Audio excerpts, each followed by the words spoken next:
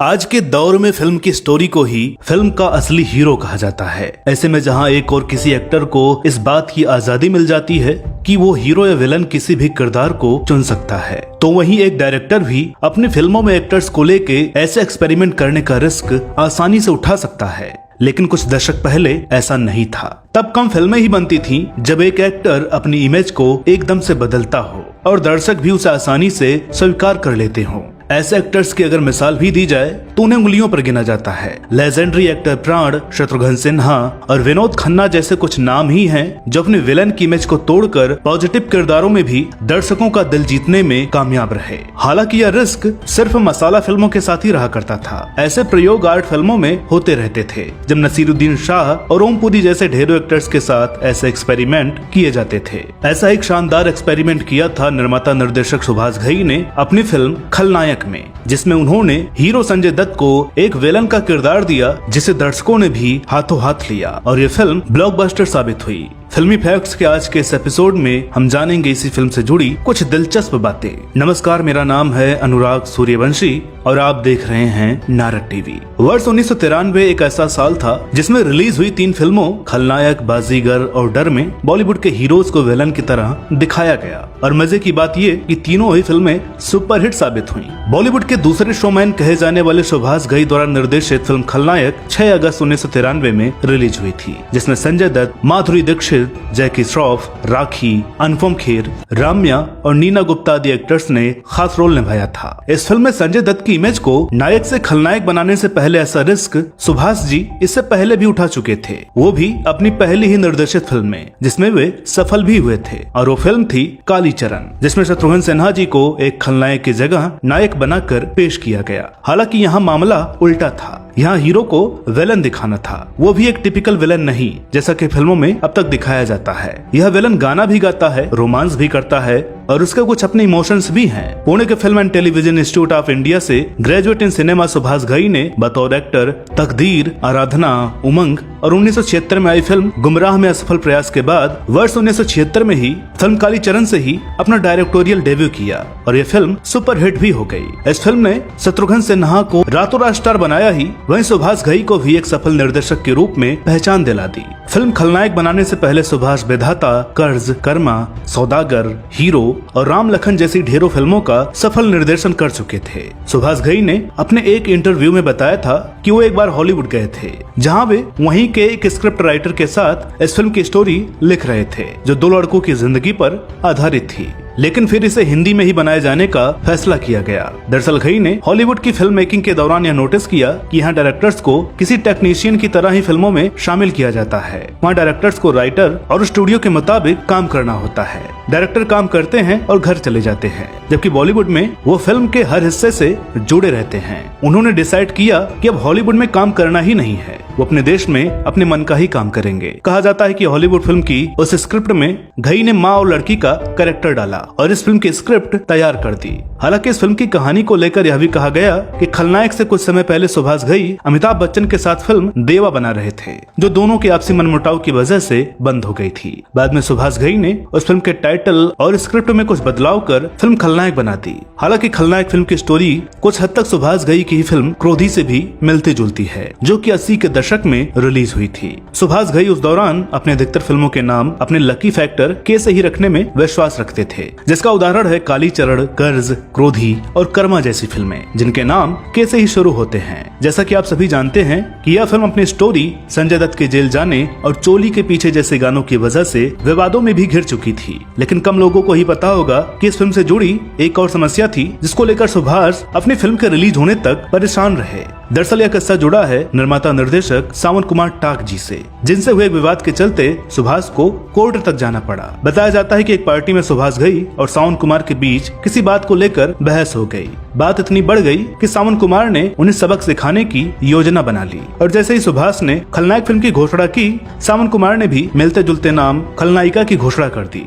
सुभाष इस बात को लेकर काफी परेशान हुए और सावन कुमार से समझौता करने की भी कोशिश करने लगे, लेकिन जब बात नहीं बनी तो उन्हें मजबूरन कोर्ट जाना पड़ा। यह बात सावन कुमार को और खटक गई। उन्होंने भी जिद पकड़ ली कि अब तो किसी कीमत पर इस फिल्म का नाम वे नहीं बदलेंगे और आखिरकार दोनों ही फिल्में एक ही दिन रिलीज हुई। लेकिन फिल्म खलनायक के साथ हुए विवाद जहां फिल्म को सफलता दिलाने में सहायक बने, वहीं खलनायिका एक फ्लॉप फिल्म साबित हुई। फिल्म खलनायक के साथ एक और अजीबोगरीब बात सामने आई और वो थी फिल्म की एक्ट्रेस माधुरी दीक्षित के साथ एक कॉन्ट्रैक्ट को लेकर। दरअसल माधुरी दीक्षित और संजय दत्त की जोड़ी बड़े पर्दे पर पहले से ही हिट थी और दोनों को शूटिंग के अलावा बाहर भी एक दूसरे के साथ समय बिताना अच्छा लगता था।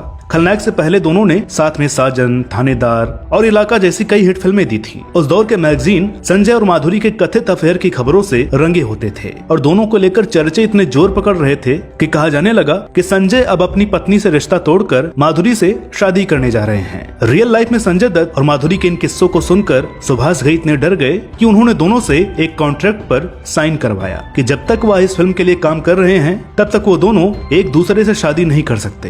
हालांकि माधुरी ने इस क्लॉज को तो साइन किया, लेकिन संजय से अपने रिश्ते के बारे में कुछ नहीं कहा और जैसे ही संजय का नाम बम्बई ब्लास्ट में आया, माधुरी ने उनसे दूरी बना ली। हालांकि फिल्म कलंक में करीब 2 दशक बाद माधुरी दीक्षित और संजय दत्त दोबारा साथ नजर आए। संजय दत्त के साथ सुभाष ने फिल्म विधाता में पहले भी काम किया था और उसके निर्देशन के बाद संजय के साथ खलनायक फिल्म का निर्देशन किया था। हालांकि कम लोगों को ही पता होगा कि विधाता के अलावा उन्होंने फिल्म हीरो के लिए भी संजय को साइन किया था, लेकिन इसी दौरान संजय को ड्रग्स की लत लग गई, जिसके कारण संजय को शूटिंग के लिए अक्सर देर हो जाती थी। हालांकि घई ने विधाता तो किसी तरह पूरी कर ली, लेकिन हीरो में संजय की जगह न्यू एक्टर जैकी श्रॉफ को साइन कर लिया। फिल्म खलनायक में संजय के किरदार बबलू को लेकर आमिर खान और अनिल कपूर भी इंटरेस्टेड थे।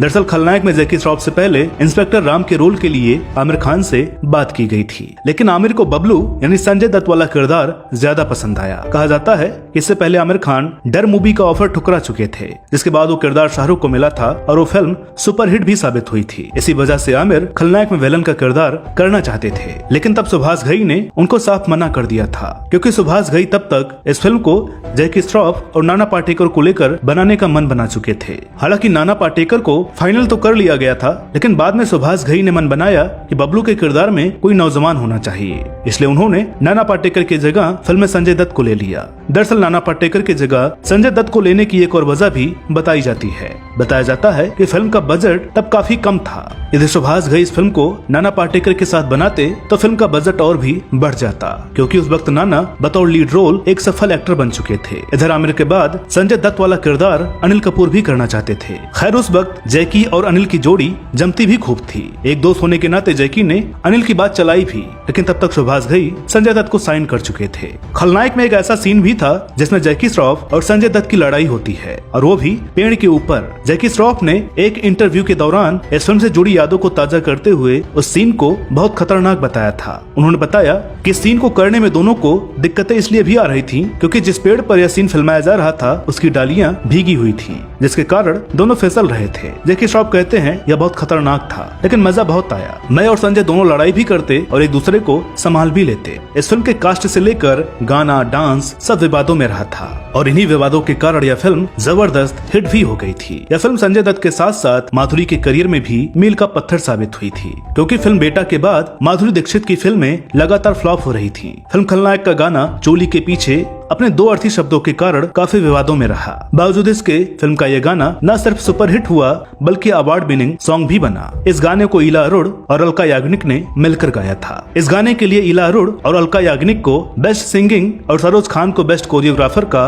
अवार्ड मिला था। गाने की कोरियोग्राफी सरोज खान ने की थी। गाने के बोल लिखे थे आनंद बख्शी ने, जिसे संगीत से सजाया था लक्ष्मीकांत प्यारेलाल की सुपरहिट जोड़ी ने। इस फिल्म में 8 गाने थे और सभी गाने सुपरहिट हुए थे। बतौर एक्ट्रेस श्याम बेनेगल की फिल्म मंडी से अभिनय की शुरुआत करने वाली इला अरुण को बतौर गायिका असल प्रसिद्धि इसी फिल्म से मिली। बीबीसी को दिए एक इंटरव्यू में इला अरुण ने बताया कि सुभाष घई को मैं कर्मा फिल्म से जानती थी। उन्होंने मुझे चोली के पीछे गाने के लिए बुलाया और मुझे मेरी लाइन दे दी। संगीतकार लक्ष्मीकांत प्यारेलाल और गीतकार आनंद बख्शी गाने के बोल को लेकर मेरी प्रतिक्रिया का इंतजार कर रहे थे, पर मैं हिचकिचाई नहीं, क्योंकि ऐसे बोल मैंने लोक संगीत में सुने थे जो गंभीर रिश्तों के बीच की हिचकिचाहट दूर करने के लिए गाए जाते हैं, जैसे देवर भाभी, जेठानी देवरानी और ननद भाभी। वे आगे कहती हैं, हालांकि इस गाने को गाते समय अलका याग्निक बहुत घबरा गई थी, लेकिन उन्होंने पूरे आत्मविश्वास के साथ ये गाना गाया और विवाद के दौरान इसका बचाव भी किया। अलका याग्निक ने भी इस बात का एक बार जिक्र किया था कि वह इस गाने को गाते समय घबरा गई थी। उन्होंने कहा कि गाने के शुरुआती बोल को सुनकर उन्हें घबराहट हो रही थी कि लोग इसे सही तरीके से लेंगे या नहीं। हालांकि बाद में वर्ष 1994 में अलका याग्निक का एक और गाना आया जिसके लिरिक्स पर काफी विवाद हुआ था। फिल्म थी अमानत और गाने के बोल थे दिन में लेती है। खैर, खलनायक के इस गीत की बात करें तो इस गीत से इंस्पायर्ड होकर ऐसे गीत बनाने की हर संगीतकार ने कोशिश की, लेकिन उनमें से ज्यादातर वल्गर ही नजर आए। इला बताती हैं कि इस विवादित गीत की कामयाबी के बाद उन्हें लगभग 24 इसी तरह के गाने के प्रस्ताव मिले, पर उन्होंने किसी भी गाने के लिए हामी नहीं भरी। इला अरोड़ का कहना है कि अगर आज के दौर की गायिका होती तो 24 के 24 गाने कर लेती, जिसे वे गलत मानती हैं। हालांकि इला अरोड़ को इस बात का अफसोस जरूर है कि माधुरी दीक्षित पर फिल्माए इस गाने का वो चेहरा न बन सकी। उनका कहना है कि सिर्फ इस गाने से इतना बड़ा विवाद खड़ा हो गया कि उन्हें कई समन मिले, जिससे वो घबरा गईं और माधुरी दीक्षित के साथ गाने के वीडियो में भागीदारी लेने से इनकार कर दिया। और अंत में नीना गुप्ता ने इस गाने में भूमिका निभाई। अपनी आत्मकथा सच कहूं मैं तो नीना गुप्ता जी ने भी फिल्म खलनायक के बेहद लोकप्रिय लेकिन विवादित गाने चोली के पीछे को लेकर एक बड़ा खुलासा किया है। फिल्म के गाने के बारे में नीना ने लिखा है कि मैं इस गाने को लेकर काफी उत्साहित थी, क्योंकि फिल्म के गाने चोली के पीछे में मैं भी माधुरी दीक्षित के साथ अहम रोल में थी और फिल्म का गाना मेरी करीबी सहेली इला अरोड़ ने गाया था। फिल्म में नीना का रोल एक गाने बजाने वाली महिला का था। फिल्म के शूट से पहले एक आदिवासी गुजराती लोक नायिका की तरह मुझे तैयार किया गया था और उसके बाद अप्रूवल के लिए मुझे सुभाष घई के सामने ले जाया गया, जहां सुभाष घई मुझे देखते ही बिगड़ गए और बोले कि नहीं नहीं ऐसे नहीं, कुछ और भरो। दरअसल गाने के बोल और किरदार के हिसाब से सुभाष उस किरदार में किसी भरे बदन वाली लड़की को पर्दे पर दिखाना चाहते थे। नीना जानती थी कि सुभाष जी ने उन पर कोई पर्सनल कमेंट नहीं किया है, बल्कि ये उन्होंने उस किरदार के लिए कहा है जो कि वे प्ले करने वाली थी। नीना ने आगे लिखा है कि घई को हर चीज परफेक्ट चाहिए होती है और शायद इसलिए वो इतने बड़े डायरेक्टर हैं। फिलहाल मुझे उस दिन सब कुछ अजीब लगा। मैंने उस दिन कोई शूट नहीं किया। अगले दिन नीना को कुछ ऐसे कपड़े पहनाए गए जिसमें उनका शरीर भरा भरा सा लगे और सुभाष के सामने लाया गया, जिस पर उन्होंने तुरंत परफेक्ट बोला और फिल्म के गाने की शूटिंग शुरू हुई। नीना गुप्ता ने बताया कि चोली के पीछे क्या है गाने की शूटिंग के दौरान वे काफी नर्वस थी, क्योंकि मैं एक ट्रेंड डांसर नहीं थी और उस दौरान इंडस्ट्री में सरोज खान का बड़ा नाम था। साथ ही इस गाने में उन्हें माधुरी दीक्षित के साथ डांस करना था, जो कि एक बेहतरीन डांसर हैं। सेट पर जब सरोज जी ने उन्हें कुछ डांस स्टेप बताए तो वे उसे करने से पहले और नर्वस हो गईं। उन्हें समझ नहीं आ रहा था कि वे क्या करें, लेकिन सरोज खान को पता चल गया कि नीना नर्वस हैं और उन्होंने नीना को कुछ आसान डांस स्टेप दिए। इसके बाद नीना भी समझ गई कि सरोज खान उनसे चाहती क्या है। रिहर्सल के बाद जब चोली के पीछे क्या है की शूटिंग शुरू हुई तो नीना काफी कंफर्टेबल फील करने लगी। नीना कहती हैं, इस गाने की शूटिंग के दौरान सरोज खान और माधुरी दीक्षित ने किसी को यह एहसास नहीं होने दिया कि मैं ट्रेंड डांसर नहीं हूँ। दोस्तों, खलनायक फिल्म को हिट करवाने में यूं तो कई फैक्टर ने काम किया, लेकिन सबसे बड़ा फैक्टर इसके संगीत को ही माना जाता है। माधुरी दीक्षित पर फिल्माए गए गाने ने सिल्वर स्क्रीन पर तहलका मचा दिया। चोली के पीछे गानों को लेकर जितनी आलोचना हुई उतनी ही हिट भी हुई। दरअसल सुभाष घई को सिनेमा और दर्शकों का बखूबी ज्ञान था। सुभाष अच्छी तरह से जानते थे कि जितना विवाद होगा उतना नाम होगा। सुभाष घई अपनी फिल्मों के म्यूजिक राइट हमेशा यशंबी को ही बेचते थे, लेकिन इस बार यह राइट टिप्स म्यूजिक को दिया गया, क्योंकि सुभाष घई को मार्केट का अंदाजा था। ऊपर से उनके एल्बम में चोली के पीछे क्या है जैसा गाना जो कि सुपरहिट होना ही था। दरअसल इस फिल्म के म्यूजिक के लिए यशंबी जहां 40 लाख रुपए दे रहा था, वहीं टिप्स ने उसे 1 करोड़ रुपए में खरीदा था। मजे की बात यह है कि पहले ही खेप में फिल्म के 1 करोड़ म्यूजिक कैसेट बिक भी गए थे। हालांकि एक तरफ जहां फिल्म का म्यूजिक सफल हो रहा था, वहीं फिल्म के एक गीत को लेकर उपजे विवाद ने भी तूल पकड़ लिया था। दरअसल दिल्ली के एक वकील ने इस फिल्म पर इसलिए केस कर दिया था क्योंकि वकील साहब का 4 साल का बेटा चोली के पीछे क्या है गाना गा रहा था। उनका आरोप था कि घई की ये फिल्म बच्चों के दिमाग को दूषित कर रही है। बस क्या था, देखते ही देखते ये खबर जंगल की आग की तरह फैल गई और कई पॉलिटिकल पार्टियां और महिलाओं से जुड़े संस्थान ने भी इसका विरोध करना चालू कर दिया। चोली के पीछे गाने का विरोध इस कदर बढ़ा कि इसे कुछ समय के लिए बैन भी कर दिया गया था। साथ ही फिल्म की सभी म्यूजिक कैसेट और सीडी में इस गाने को हटा दिया गया था। सुभाष घई बताते हैं कि वो उन दिनों 32 पार्टियों से अकेले केस लड़ रहे थे। वे कहते हैं, किसी गाने को गलत बताने से पहले फिल्म को तो देख लो, लेकिन मामला बढ़ता ही जा रहा था। ऐसे में घई की मदद के लिए आगे आए बाला साहब ठाकरे। उन्होंने प्राइवेट स्क्रीनिंग में फिल्म देखी और अपने मुखपत्र सामना में इसे देशभक्ति का फिल्म बताया। बस फिर क्या था, बाल ठाकरे के इस बयान से फिल्म और गाने की ये कंट्रोवर्सी धीरे धीरे खत्म हो गई। गीत के बोलों को लेकर संगीतकार लक्ष्मीकांत प्यारेलाल जी ने बताया था कि दरअसल आनंद बख्शी को ऐसे बोल इसलिए लिखने पड़े क्योंकि बबलू का कैरेक्टर इतना टफ था कि कि उसको साधारण प्यार मोहब्बत वाले गानों से नहीं बहलाया जा सकता था। उसके लिए कुछ ऐसे बोल लिखने जरूरी थे जो कि उसके कैरेक्टर को दिलचस्प लगे, इसलिए गुंडे को रिझाने के लिए ऐसे बोल लिखने पड़े थे। दोस्तों, ऐसा नहीं है कि फिल्म के साथ बस इतने ही विवाद थे। दरअसल एक विवाद ऐसा भी था जो शायद फिल्म को डब्बा बंद करने के लिए काफी था। बात तब की है जब सुभाष घई अपनी आने वाली फिल्म की शूटिंग कर रहे थे और कोर्ट रूम में फिल्म का क्लाइमैक्स शूट हो रहा था। इसी दौरान खबर आई कि संजय दत्त पर अवैध रूप से हथियार रखने का आरोप लगा है। सुभाष के साथ साथ फिल्म से जुड़े हर शख्स की हालत खराब हो गई, क्योंकि यह एक बड़ा प्रोजेक्ट था और फिल्म लगभग पूरी हो चुकी थी।